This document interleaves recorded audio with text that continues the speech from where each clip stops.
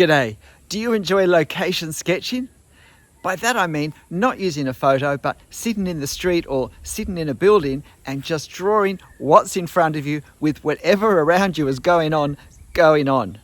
Unfortunately, I'd only just started urban sketching when Sydney went into lockdown, and for various reasons I haven't been able to do it much since. Just the one occasion in fact. But today I caught the train into the city and I did 3 very different location sketches. So let me just show you a little bit of video of the location and what I was doing there. And then I'll look at each of the drawings I did next to an approximate reference photo that I took at the time as well. And I'll make some points with each of them, particularly some of the things I learned and some of the things I would do better next time. And hopefully next time will be a lot sooner than last time was. Let's have a look. My first subject is this entrance to a mausoleum station just outside Sydney's main central station from the late 1800s. Here's my view. Here's midway through the drawing shot. But I was perched outside the gates while some opera singing was going on inside. So this was my view. It was a nice view of this side entrance into the main entrance. And here's my finished drawing. And I'll talk you through now some of the things that I learned sketching this particular scene from this viewpoint. But it was a beautiful morning and a wonderful experience. Would you have been challenged to have drawn this if you'd come across it on an urban sketching walk? So here's my first drawing. And of course, I didn't draw it from this photo, but I took this photo after I'd finished the drawing, approximately the position I was looking at. I didn't actually have this here, I don't think, because that would have been nice to have included. And unfortunately, I didn't have enough room to put this foliage here because again, that would have been a great contrast. But one of the problems I had in this drawing was I just drew it a little bit too large. Obviously too large because I didn't get the top of the spire in. I needed another 2 centimeters. Before I started, I did what I always do, and that's I just played around with a few marks with my pen, getting used to looking at this, working out how I would work things out. And because I figured this was going to be the most complex part, I began to play around with it. And generally, I learned that I did everything too small, and possibly that geared me up to go a little bit too large. So where did I start? Well, I started here with this arch and then drew this section around it, just drew this line, and then I went up with this hexagonal tower. And so I knew very early in the drawing that I'd missed the top. But as I keep saying, we need to resist the urge to think, oh, I have to start again. Unless it's a commission, it's best just to push on, to finish this drawing, learn the lessons we learn when we finish drawings, and then move on to the next one. And next time, be a little bit more aware of this. But of course, looking at this in life, it wasn't quite as clear that this was going to be the halfway point between missing out the top and an awful lot of driveway down the bottom. Not so obvious when you're on location. So I suppose a take home from this sketch, this experience, would be to still spend a little more time trying to visualize the whole thing on the page and to look more carefully at what's in front of me and work out the width I want to include as well as the height. And not just to start in the center of the page, even if that approximately is going to be okay, because approximately doesn't always work out well enough. What I did like about this though was the stonework and the nice straight lines of the architecture and the contrast with all the marks for the foliage, whether they were shrubs, hedges, or trees behind. And I wanted really just to suggest the architectural embellishments because I still wanted basically to capture the relative simplicity of this hexagonal entranceway. But it was important to do hatching to get these shadowed areas because they're quite important in setting up a sense of 3 dimensions. And I just realized just then looking at this that I didn't put this shadow in here. And that would have been nice to have included. The biggest problem I had with this, besides missing out on the top was, I think, just wobbling this line in the wrong place.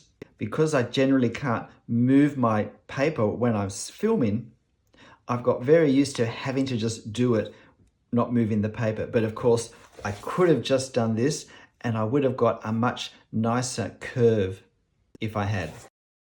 I didn't position the car terribly well. I didn't feel like I got the scale of the car right or the location right. I think it needs to be perhaps a little bit higher. This space in here is too high, which means the car's too low down. But in the end, fortunately, I could use the shadow and the dark of the windscreen here to adjust the size of the car in a few different directions, as well as with this shadow here. And I think I was able to adjust it into a size and position that looks realistic enough. You'll notice I did this background foliage with a lighter touch. I used the same pen, but deliberately went lighter here so that it really did sit behind this tower. The other thing is that there's always perspective angles that we have to bear in mind. Now, while there aren't a lot of obvious perspective angles in the structure, but in the garden we have perspective angles in the planting, in the hedging, in the pavers of the driveway, and then as we come onto the hedging on the other side. It's important to be observing and take just as much care with perspective angles when we're sketching on location for non-architectural details. Let's look at the second one. My second subject was this corner building in a neo-Gothic style. Not a very large building, but I noted it when I passed it a few months ago, and it was right near my first subject.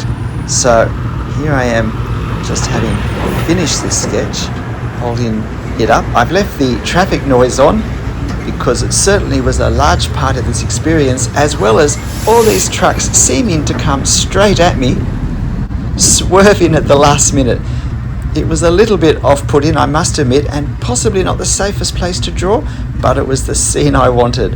I'm sure some of you know that feeling. And I finished up drawing a little more of the surrounds of this than I thought. But it's always good to put something in context, I think. So here's our second scene, this lovely neo-Gothic building on the corner of an intersection. With this drawing, for me, it was an obvious start to start here with the door frame and the door. And again, I did a quick preparatory warm-up just to help me start to get my head around to see what I was seeing and get a sense of scale, and was this scale going to be okay? I didn't go very far with this one, but it let me particularly just sort out this decorative stonework here before I committed to it. So I started here, and then I went up and I went out on this side, and then I went up some more, and then I drew these signs in straight away because I couldn't go in either direction without the signs being done. And I put this passerby in, and probably this is the thing that annoys me most. The passerby is just a little bit too tall and too large. I reckon that would have been a better size. Well, certainly if he was down here, a bit further away. So maybe something in between this one and this one if he was further up the street, closer to me. And of course, this figure wasn't conveniently standing here at the time I was drawing to give me a stronger sense of scale. One of the issues with location drawing is that we need to pay attention when moving objects that we want to include are in our scene, in a location that gives us the information we'll need to draw them after they've moved on. So then I moved up and did this tower on top, and then I moved out this way, and then I came down this street. I hadn't really planned necessarily to go any further than here, than this section here. This isn't quite the same view. These signs were actually blocking this section from my view when I drew it. But equally, because I was further along to the left, I got to see all these awnings that I think are quite a nice part of going down the side street, which are all missing here. And again, some lovely foliage that just gives a nice contrast. And again, I wanted to include the wider context of this more modern apartment block behind, but again, I kept my line very light, and while it's relatively a minimalist architectural style anyway, I made it even more minimal because I did want this neo-Gothic structure to stand out, particularly this section here.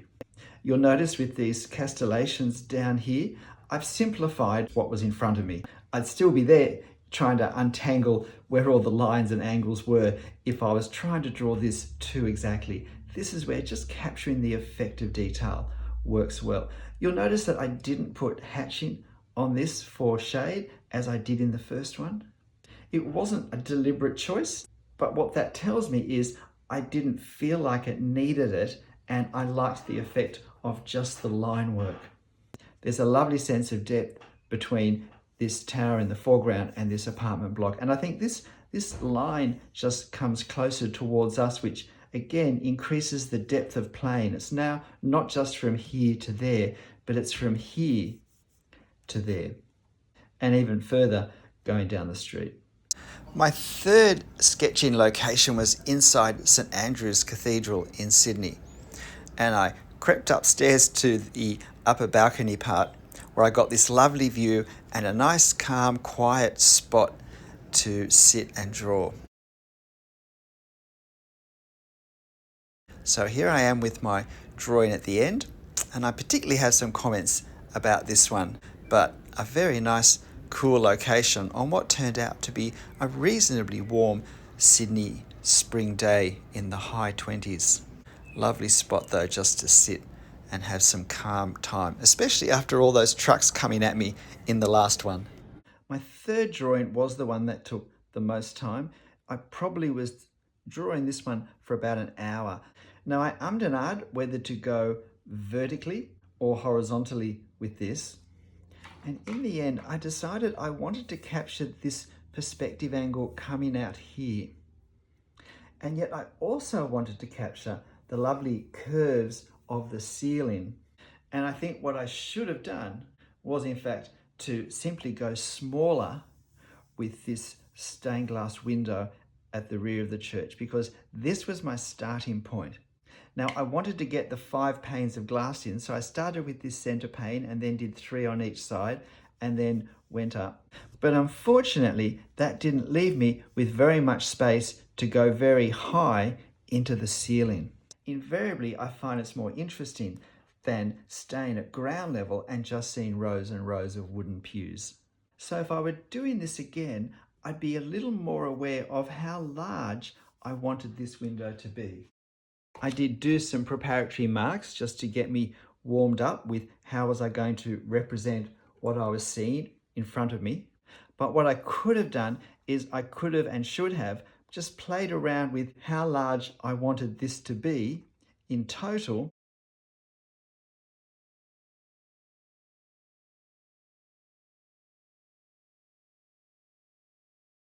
How large each of these spaces need to be to still create the detail here, but not to go beyond the size I wanted. And quite possibly I should have used a finer pen for this background wall just to include a little bit more detail but be able to keep it smaller. It's quite a bit larger, and of course I wasn't drawing from this photo, but this would have been a better size but dropped lower, and then I would have had that much more room to show the way the roof was constructed. Now there's obviously perspective angles here on this left wall. We also have them on this wall as well, and they're even steeper because the angle that this wall moves away from us is much steeper. It's almost 90 degrees. This is a more shallow angle. The other place where perspective in this sort of view is important is down here where we see rows of seats parallel to the walls, and so we need to get our fan shape happening really in 360 degrees in a scene such as this. Now I actually got interrupted and called away while I was doing this, so I didn't quite get to finish it perhaps to the degree that I would have. I think I probably would have suggested a little bit of the detail in here, probably at least put these figures in down here to give a sense of scale. I don't think I would have used line to do value in this to create shade or shadow, because there's enough lines already. But I did have my sketch markers with me, and I may have used them a little bit, particularly in this section and just in some of these areas that particularly catch the shadows. And I certainly would have drawn this section in if I'd had just a few minutes longer. G'day, I'm Stephen Travers. If you found this video interesting and helpful, please let me know in the comments. Unfortunately, I can't really video myself drawing on location. It's just too difficult for my resources for me to set up to do. But if this sort of occasional video is something you would find helpful, then please let me know. But look, whatever you draw, however you draw it, whether it's from a photo or on location, make sure you have fun. I'll see you next time. Bye.